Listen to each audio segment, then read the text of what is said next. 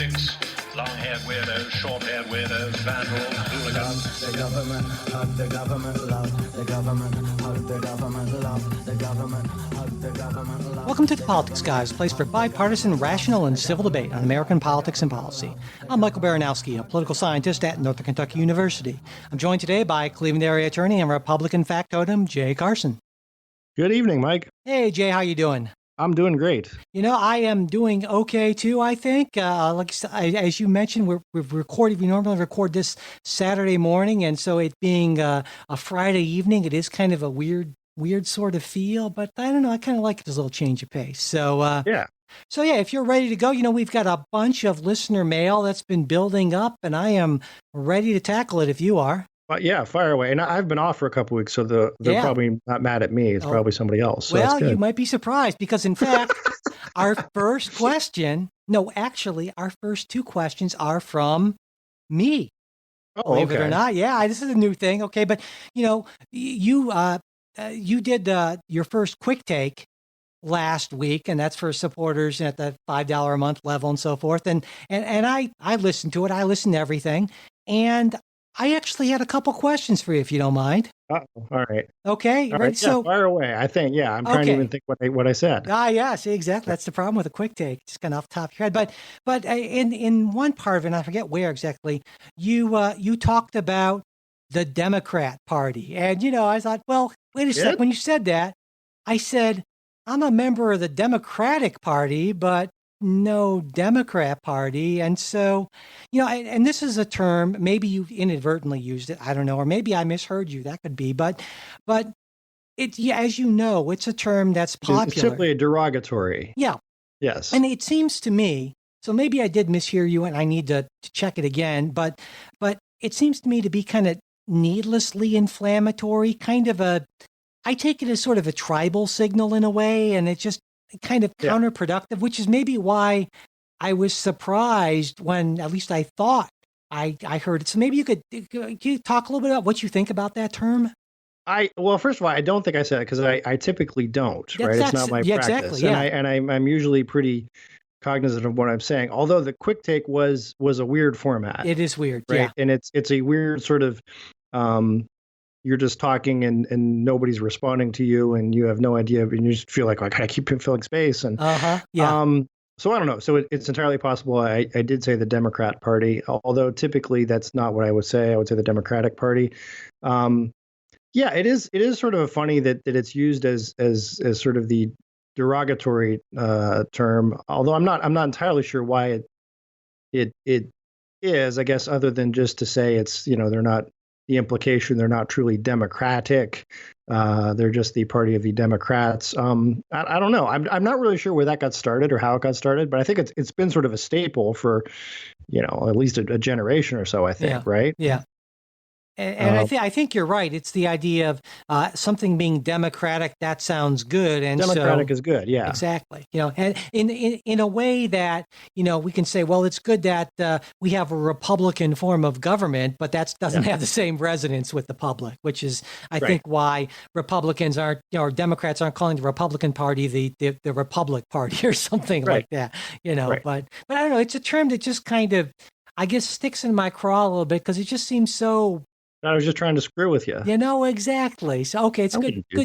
Well, okay, good. I'm glad. So, my second question, I think it's a more substantive thing. You had this really interesting discussion in your quick take on nationwide injunctions, and apparently both you and, I didn't realize this, Clarence Thomas are against them. And I found this really fascinating. And we didn't discuss it beforehand. No, probably not. It just happened that way. Yeah, but I want to run something by you.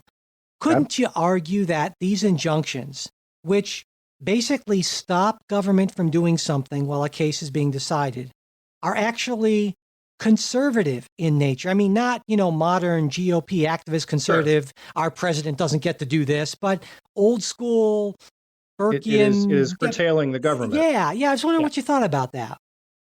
Oh, I think that's right. I think they are. I mean, injunctions are by their nature a curtailment of government power. So no, I'd agree with you there. I think the bigger issue for me, it's not the injunction, it's the nationwide part of it.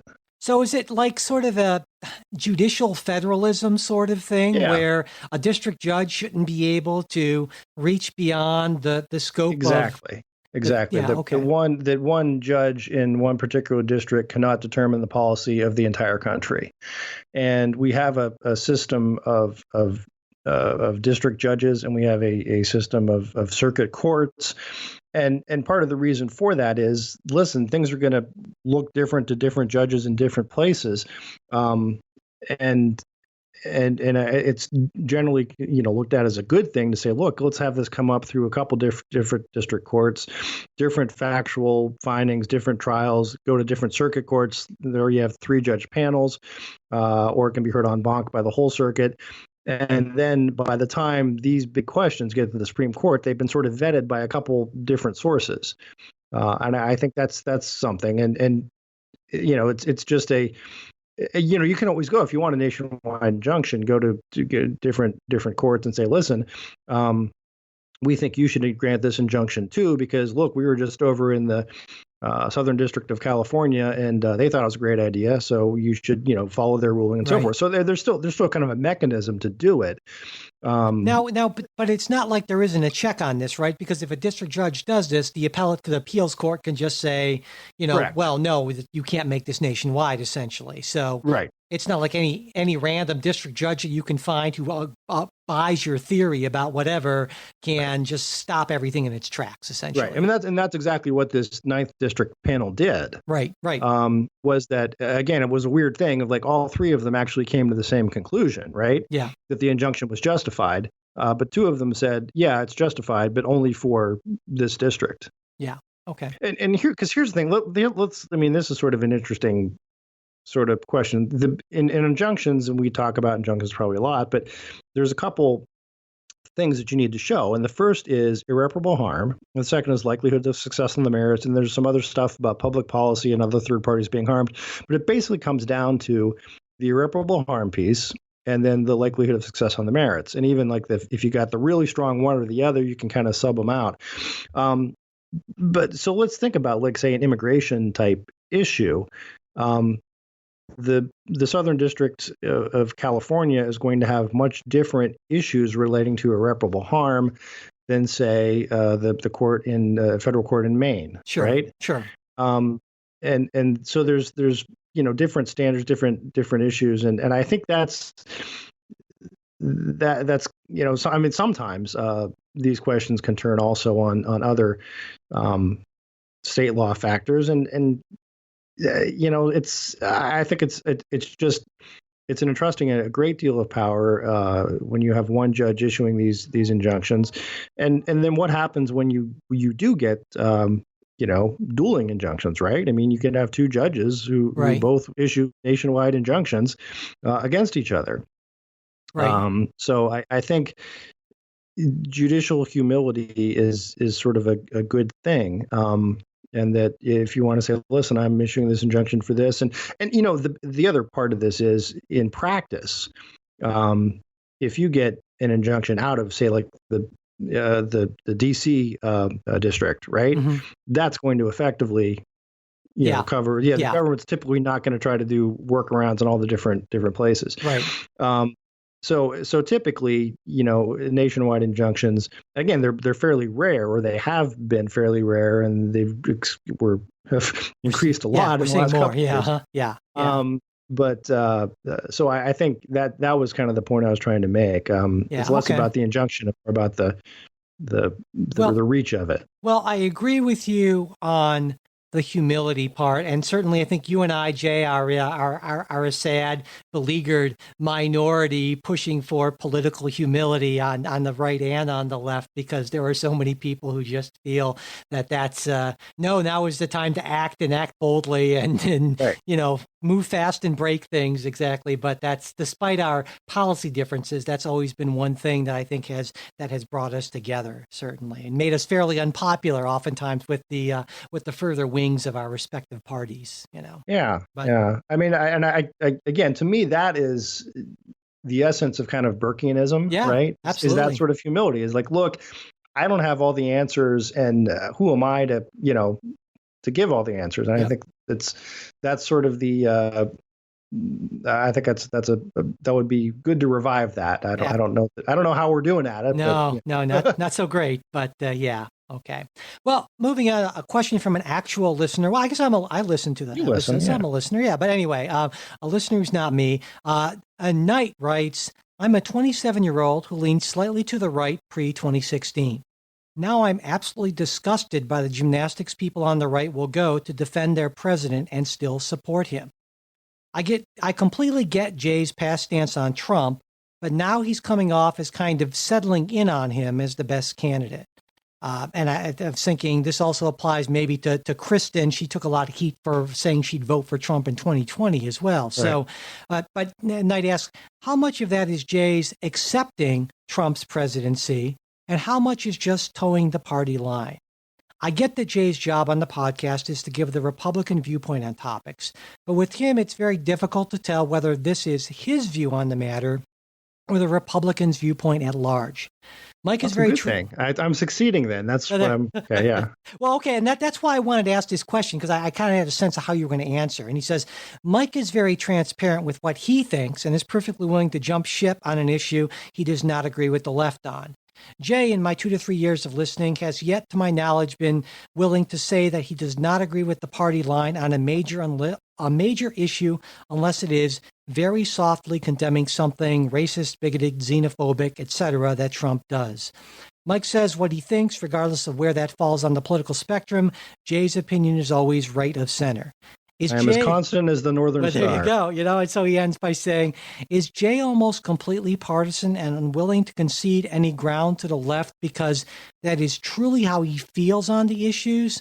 Or does he just toe the Republican line 100% of the time because that is what he thinks is his role on the podcast? And Jay, before you answer, you've answered questions like this before. And so this wasn't like I thought, here's a pick on Jay question, but Knight poses this question in a different way, in a way I think that's kind of valuable, because you and I do tend to approach a lot of this stuff differently in that sense. And so I thought the question was a good one, and I wanted you to have an opportunity to respond to it. Yeah, no, I appreciate that. And it is a good question. I think maybe I take a different approach to this, and this kind of goes to that Burkean humility sort of piece of it. Mike, when we started this podcast, I didn't expect anyone to listen to it. Me neither. Not even close friends and family, and then like maybe just once or something, that would tune in to hear what I thought. And to some extent, I'm still like that. I don't know that what I think is particularly important. What I try to do is be a voice for a position, if you will, right? To put that position out there. I would say in most cases, I'm on board with that position. I'm in agreement with it to one degree or another. But a lot of times also I'm playing devil's advocate, or I am saying this is what the Republican argument, the Republican position is. And that could be partly, my background as a lawyer is, I think you sort of get this training in, look, if you go into court and you're like, hey, judge, I think this, I think that, I think, you wouldn't get very far. Yeah. What you do is you advance arguments, and you would say, my client's position is that this, this is how the statute should be interpreted and so forth. And here's the arguments for that. What I personally feel about it, one way or the other, is irrelevant.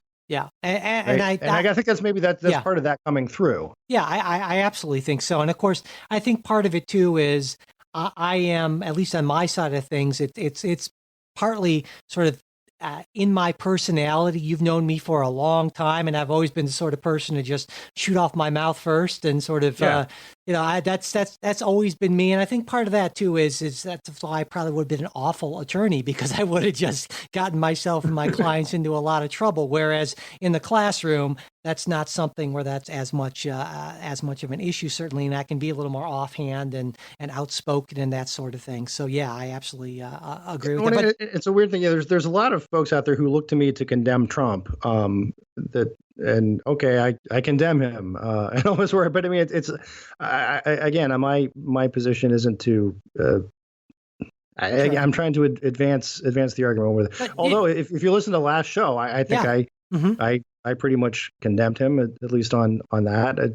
Again, I condemn. If you want to, quibble, you can say I condemned him for being sort of outside of Republican orthodoxy Yeah, well, on things like trade. But that's honestly my position on trade, and he's outside it. So, but I think part of it too is you compared to the other conservatives we have on the show or other Republicans we have on the show, you're more of a traditional Republican, whereas Will and Jay are Will and Trey are much more libertarian. So there's a little more bleed over to the left on some issues, and so and I see that actually as a feature, not a bug, because we can get different. It's not just a libertarian Republican view. It's not to say that you don't have a lot of sympathies with libertarian Republicans, but you come from an older tradition, a different tradition, and so I think that has a certain value. So anyway.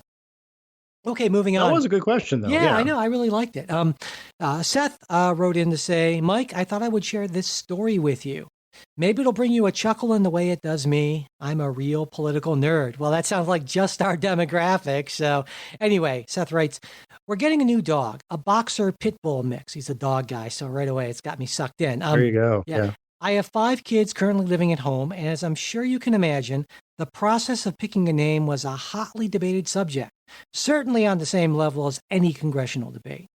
The vote had come down to me. It was my decision as to which daughter I would make cry. Would my wife still be talking to me? As any good politician would, I dodged hard. Instead of making the choice myself, I instituted ranked choice voting. I know, I love this. There you go. Everyone's first choice is given 3 points, second 2, and third 1. The result, our dog's name will be Apollo, and more importantly, no one cried and my wife still loves me. If ranked choice voting can work for my family, maybe it can work for everyone. And of course, I love this letter for a lot of reasons. And the political one was, I think it's exactly points out one of what I think are the great things about ranked choice voting. I love ranked choice voting for a lot of reasons. And in the future, not to give a whole lot away, you're going to hear me talking a lot more about it, laying out a much more detailed case for it. But I know, Jay, that you are a lot more skeptical about ranked choice voting than I am. And so I was kind of hoping to get your thoughts on that. I am more skeptical, and that goes to, I think look, when you're dealing with, first of all, you're picking names, and the names weren't necessarily campaigning for each other and themselves, right? Mm-hmm. I think ranked choice voting lends itself to more sort of chicanery, right? You're gonna have people jumping in just to be spoilers, and it. I think you get a muddled sort of view of issues and personalities and politicians, and maybe you end up with again, just like we do typically, but with somebody who just has a good name ID, right? So I'm not crazy about it for those reasons. I mean, that said, it hasn't been tested that many places. So maybe there is some evidence to show that it works and so forth. And you also maybe just get the, I don't, I guess, again, this is traditional. I think it's sort of like it ought to be a binary choice, right? I thought you would take that position. Of course, you know that ranked choice voting is being used in more places in recent years, and in part in the past it was a technology problem. It was just a lot harder to deal with first ballot than how the traditional ranked choice thing is. It's not. We can't give people extra votes or anything like that, but it's basically that if your first choice is the lowest polling person, then you get that gets knocked off, and your votes go to your second choice person, and so forth and so on. Of course, with electronic systems, that can be done seamlessly, whereas in the past, when that was done with hand, that would be pretty difficult to do, essentially. So I won't get too much into the weeds, but I like it. I think that in the end, it is more small d democratic than the system that we use now, and will more accurately reflect the will of the people. And that's why I like it, though I know that there are a lot of skeptics, you being one of them. Yeah, and I think it's a little weird, because in that kind of thing, it's almost the goal would be to be everyone's second choice, Well, right? the goal If would be I'm to running in everyone's that first strategy, choice. I mean, you want to be as no, many no, I don't people's think, first no, choice. I don't think so. No, I don't think so. I think you Well, want to be able to be second choice because you're under the radar. First choice guy is going to draw. First see, choice guy is going to draw fire, right? I think you are thinking maybe if the entire electorate were like you and his strategic gamesmanship and so forth, but I think you are projecting sort of how you would approach this onto the electorate at large, and I don't even know if that's correct from a mathematical or And standpoint, then I think, yeah, you but get I think somebody in who's the more yeah. extreme than to run to the right of you that can, yeah, rev up I the base, rev up the base, but then you still as the number two, understanding this guy isn't going to actually win, sneak in as the second. Yeah, That's I mean those are the things like well I I think mean a lot of that's the research thing. has debunked. I know of a lot of political science research that has essentially debunked the whole strategic voting thing. That's just not how people do it. And I know you're saying that No, it's not. this will. It's not how people. It's not how people vote, but it's how candidates run. I think it's anyway. There's a longer argument to have here, and it will be had when I come up with when I more fully explain all the reasons why I am right and Jay is wrong about this. But that's for some point in the future. So moving on. In response, let's see, Timothy wrote in to say, and this is in response to our discussion of superdelegates that we had a while back, Jay. I assume that you both have your particular views on superdelegates because you are both in political parties and therefore cannot see the forest for the trees. So we're both being taken to task here, Jay. Okay. Jay actually had a good talking point. It's like electing the leader of your private club or something along those lines. Yeah. Most people do not belong to a party, and a lot of those people recognize that we have a binary system where two parties are able to suck all the oxygen out of the political space. Most of us vote along party lines essentially under duress because our choice is narrowly defined by the two main parties. The chafing people are having at the concept of superdelegates is yet a further frustration for people who realize they don't have all that much choice in this democracy. Maybe instead of asking, should a club get to choose its own leaders, you guys should ask what a lot of the rest of us are already asking.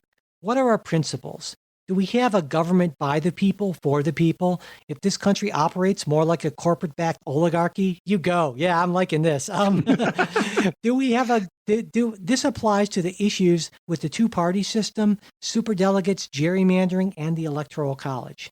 If any of you are fine with these systems, I think it would be better to concisely express your ideology on the show.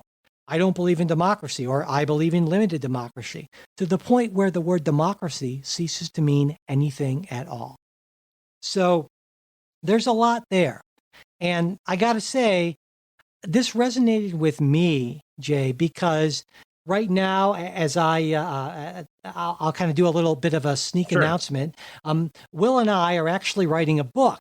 And the book is the working title is Reforming Democracy. Well, I hope we'll come up with something better. But basically, my argument in this book, and something I believed for a long time, is that we have a number of essentially, I'll use the word archaic, anti-democratic political institutions and processes that made a lot of sense in the context, or made more sense in the context of 18th and 19th century America, but no longer work anymore. And what I'm going to be doing in the book is proposing a lot of ideas to reform the system and make it more small d democratic. And Will is going to be talking some sense. exactly. And so I definitely agree with you, Timothy, on this. I mean, for the most part, on most issues, I think that we need to bring more real democracy into our process, and that a lot of updates are necessary. And Jay, I know that I think that's my ideology on this. I am for a more democratic, more inclusive, more welcoming, if you want to use that kind of terminology, system. Jay, I'm guessing you believe a little more in limited democracy. Well, I think so, and it depends on what we're talking about. Sure. Again, if you're talking about superdelegates, as you know, I mean, the Republican Party doesn't really have that system. Well, this is a case where actually the Republican Party is more small d Democratic than the Democratic Party. Exactly. So, and look, if you want to like throw some cognitive dissonance at a lot of people, if the Republicans had super delegates, Donald Trump certainly would not have been the nominee.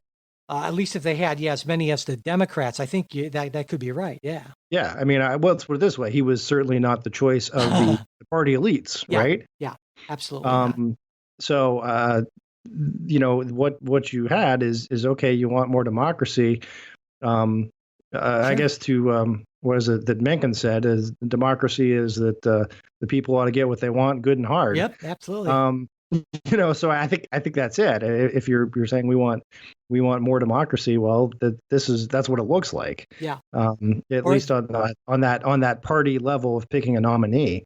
That's what it looks like. Yeah, and that's where, at least, that's where it can't. That's what it can look like. And I agree that can go too far. I wouldn't want to see Democratic free for all, certainly. But I think where you and I differ is you would be for a more limited system than I would be for. Well, I'm for letting parties make their own rules how they choose their candidates. Yeah, and on that, actually, you and I agree. I think that is an internal party thing. Now, I think there's sort of a Darwinianism to it, right? I mean, the better your process for choosing a candidate, the better candidates you're going to have, sure. and sort of if you keep fielding losing candidates, you'll say, okay, well, maybe this process isn't working. We'll do something different. So, which is exactly what the Democrats did before 1980, and they ramped up the superdelegates because they didn't want to have any disasters in the general election. So, yeah. Absolutely. So, I think you kind of feel like, at least in terms of superdelegates, that the system will police itself because parties want to win elections. Yeah, and the other point is, look, there's nothing in the Constitution that talks about selecting a party nominee. Yeah. Right. I mean, it's electing the officer. It's not. And again, it used to be in the old days, they were chosen in smoke-filled rooms. Right. And those smoke-filled rooms produced Abraham Lincoln. And so. I guess Fillmore, but anyway. Exactly.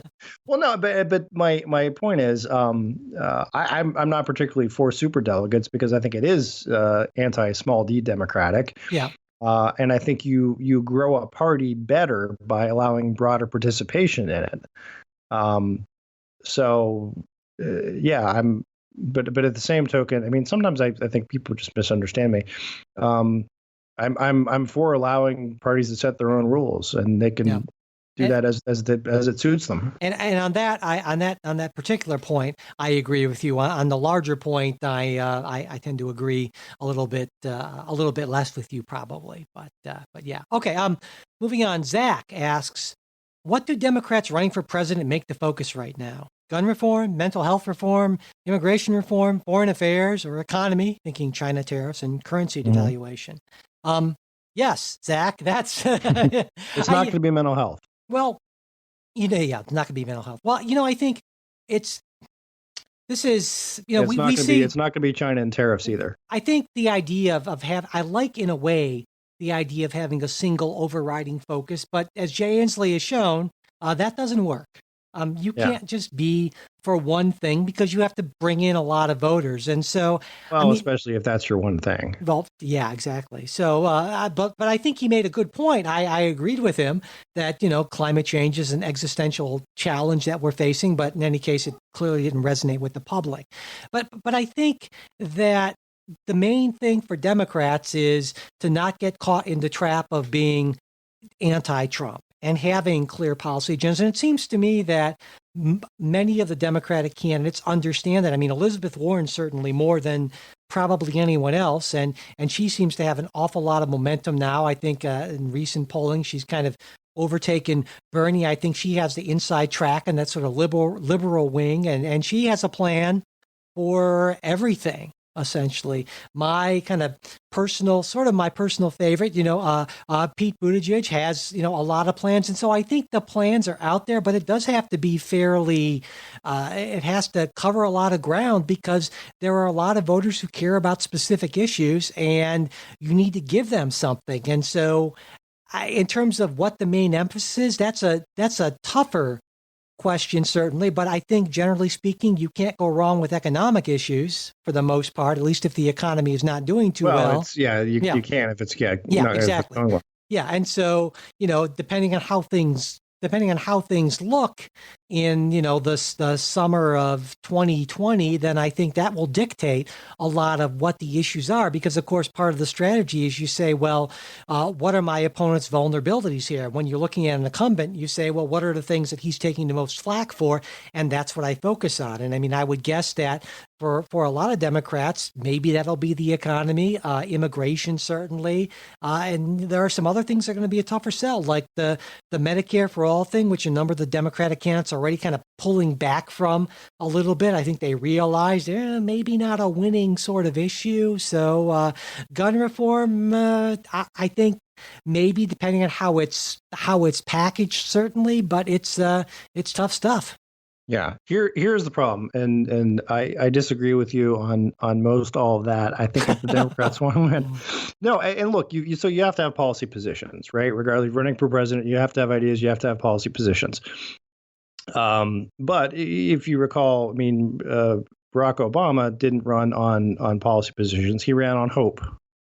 Well, right? He had policy positions too. Sure, he did. No, I'm saying you have to have them, but I see what you're saying. You have to have an overall message. Sure. Okay. In this campaign, I think because I think Democrats are making the mistake of, we don't like Trump. Okay, well, how about some socialism? And I think that's not it. I think it should be a Warren G. Harding type campaign. And you know what I mean by Warren G. Harding? What do you mean by Warren G. Harding? A return to normalcy. There you go. Yeah. So that sounds like Biden, actually. Yeah, exactly.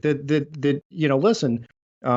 I think there are a lot of voters, and they can be never Trump Republicans. They can be frustrated Republicans, especially if the economy starts going south. Where look, they don't want Medicaid for all. They want some sort of basic safety net, right? They're not for forgiving all college loans because, well, nobody forgave their college loans and they're still paying their kids' college loans. They're not for slavery reparations. They're not for all these other really things that are kind of creatures policy, pipe dreams of the far left. They just like less crazy. No, I hear what you're saying. I think that's the best, the best candidate is to say, hey, look, I'm for reasonable regulation. I'm for reason, and I think you can do that. The problem that you've got when you have such a big field and ideological field is in the primaries. There's going to be sort of this race to the left.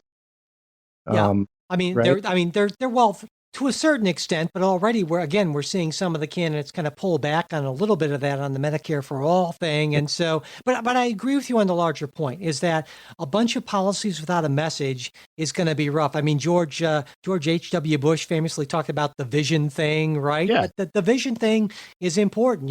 There's probably some pretty good reasons why George H.W. Bush was a one-term president, the vision thing might have been part of that. And so, yeah, and I think, the Biden message, I don't know if it's Obama, just older and whiter. I don't know. But but that's certainly not a message that appeals to the left wing of the party.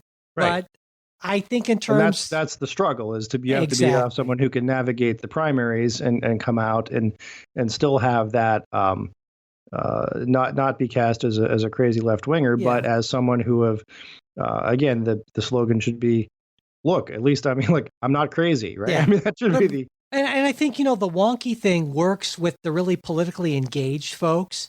And so a lot of folks I know on the left really love what Elizabeth Warren is doing. And she's got all these detailed policies and she's thought very deeply about all this. But unless you can bring that, the general public doesn't really... The guy in the bar in Youngstown, Ohio is not buying that. Yeah, exactly. And so you need that overall message, whether it's hope, whether it's make America great again, and so I think that'll emerge as the field narrows and people, they're dropping like flies, so at this point, there'll be even more of that. So we'll see that certainly, but what those messages are going to be, I don't know.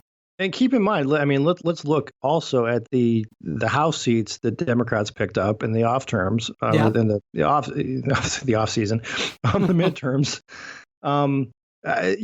Those were mostly again middle of the road to Trump type districts where you had candidates who were not particularly espousing any left wing ideology. They were pretty much centrist left, but just saying, "Hey, look, I'm not Trump," right? Right. Yeah. And I think that's, to me, that's the more winning message. And I'm giving you this advice for free. So. Oh, thank you. I appreciate it. So yeah, but it's yeah.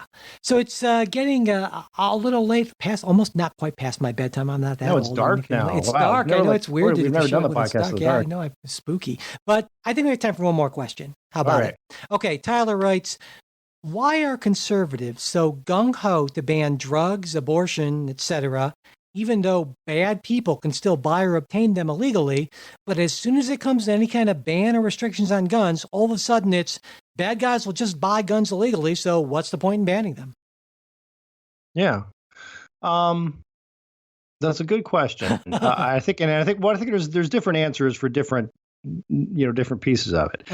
I think the abortion thing is something different in that conservatives see this as the taking of a life or a potential human life, and that therefore it's not just simply a matter of here's a policy we like or don't like. It is that there are people who have a right to be right to be born, and that ought to be protected. I think that's a different idea. Now, drugs, the idea is that, listen, these cause such widespread societal harm that they ought to be banned, and understanding that some bad people will still get them.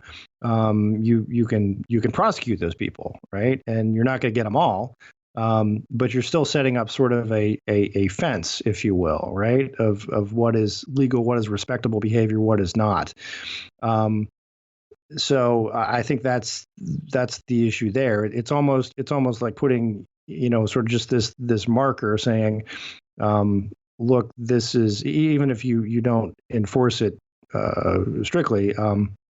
Well, I hear what you're saying, but I think it's a hard sell to a lot of people to say that, the harm that, say, marijuana does to society is somehow so much greater than the harm that gun violence does to society. So therefore we should have marijuana as a Schedule I drug, the most dangerous, can't do any research on it thing, but yet, we're fine with allowing someone to buy a 100-round magazine for their weapon or something like that. First of all, marijuana possession is punished very lightly, if at all. In some places it's completely legal. Sure, and that we're seeing a change. In a lot of places, actually, because of the new hemp laws, it's almost de facto legal. So I think to combine the two, and again, acquiring weapons illegally is you do receive a pretty hefty penalty, and much more so than, say, marijuana possession. The problem we have is that a lot of the people who have acquired these weapons have done so legally, right? There's nothing to stop them. And it's not those again, people who have criminal records are somehow barred from possessing them. That's on the books, and I'm not sure what. And it should be enforced vigorously. So and I think kind of a larger issue. I guess I disagree with the premise a little bit. Yeah, guns aren't regulated. I think it's a matter of, just like with the drugs, it's the type. Like pretty much even most hardcore conservatives will say, well, automatic grenade launchers, it's good that they're banned, basically. Yeah, you can't get those. And so just like I would officially support that position. There you go.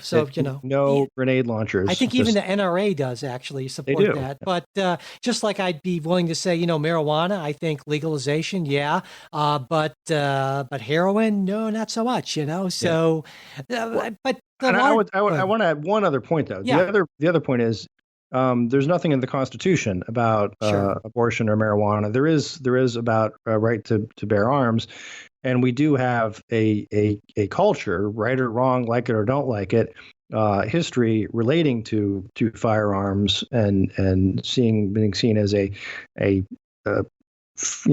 guess a protector of your freedom, right? So I mean, and that's there.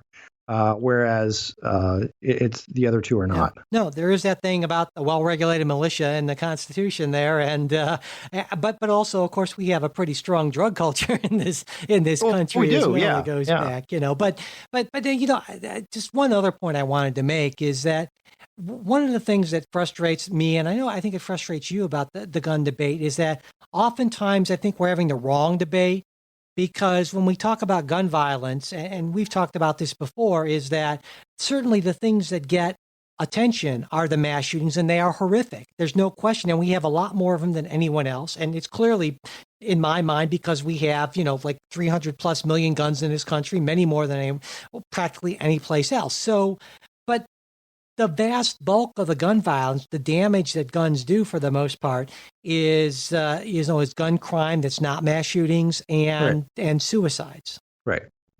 And most of the proposals that we see are designed to deal with the smallest minority of these things. And hey, I want to see those things dealt with too. I don't think there's any legitimate reason why someone should have a 100-round magazine, where they can go out and, blow a bunch of people away, what have you. But what frustrates me is that takes a lot of the focus off the everyday gun violence, the people who are killed literally every single day in ones and twos, mostly ones. And that's the sort of thing that I think we should be focusing much more on. And most of the policy solutions I see, like an assault weapons ban, I'm for it, but it doesn't. I can kill myself just as easily with a 45 as I can I'd say it'd be easier with an AK-47. Yeah, exactly. Yeah. So that's one of the things that's frustrating to me. I get why it happens because you use that event to kind of build the momentum for that, but I think too much of the problem is underground, the everyday tragedies that we see because of weapons. Well, and I don't think you're wrong on that. But although I'd also say that, you don't want to make the perfect the enemy of the good. Sure. Right? Yeah. That look, if there's partially, you can solve part of the problem. Yeah. Let's try it. And again, I think you'd have to agree that, look, mass shootings, suicides, and gun crime. And even the gun crime, I think you could break that down into a bunch of different categories, right? Sure. How much is gang related, drug related? How much is domestic? How much is, other? Those don't always fit all the same solutions to those problems. And in the end, I mean, the fact that we have so many guns, that's always going to translate into more gun violence. I mean, because guns are designed to put holes in things. we have more people.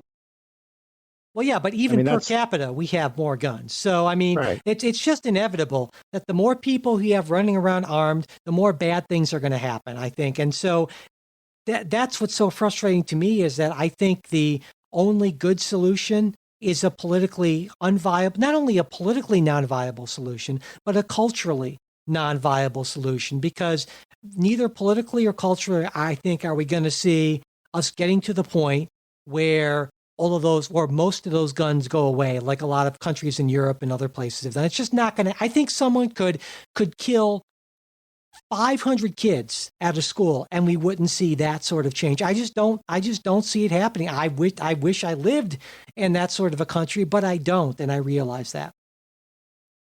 Okay. All right. Well, on that note, we will close. And thanks, everyone, for listening. We do hope you like what you heard. And hey, if you could support us, that would be great. When you become a sustaining supporter of the show on Patreon, you get our thanks. There's all kinds of bonus stuff. To check it all out, go to patreon.com/politicsguys or visit the page on our website for support, politicsguys.com/support. And if you don't already subscribe to the show, we would really appreciate it if you could and pass along word of mouth about, how wonderful you think we are. That would be nice to friends, enemies, coworkers, nemesis, whoever, really. That would be great. Want to get in touch with us? We're at mail@politicsguys.com.